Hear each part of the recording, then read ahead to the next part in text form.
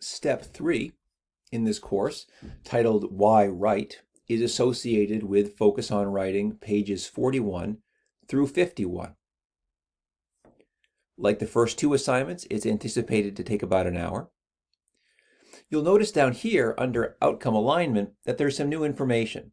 We're continuing to develop reflective awareness and personal insight into your experiences with reading and writing, but now we're also hoping that you'll be able to define concepts related to motives and purpose for writing. And this will become clearer as you work through the material.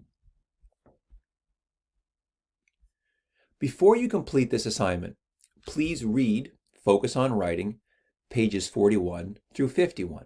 And whenever you see the word read in this class, that means both to read and annotate, to apply active reading strategies to those 10 pages. This chapter explores the question, why write? And it introduces key terms that will help us talk about our motives and purposes for writing. In the previous steps, and here notice that step 3 is referencing earlier steps. I told you this would happen as we went through the class. In the previous steps, you identified a few types of reading and writing that you do. Now, to complete this step, look back at what you identified and choose one type of writing from your experience. With that type of writing in mind, respond to the following questions from Chapter 1, Why Write? For additional reference, relevant pages from the chapter are cited in parentheses. So here are some of the questions that you're going to be engaging with. What are your purposes for reading, writing?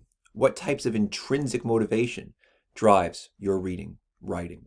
What types of extrinsic motivation drive your reading and writing? To what extent are you code meshing in your reading and writing? Does this writing seem more with everyday writing or academic writing? What is at stake with your reading, writing? Are these high stakes or low stakes? You'll notice a lot of terms here that you will find in the reading with some definition and explanation. So it's assumed that you know all these terms well enough to be able to use them before you try to answer these questions. Conclude your response by attempting to explain your current theories about why we read and write. So you'll focus on that, submit your writing to this assignment, and then you'll be ready to move on to the next step in this class.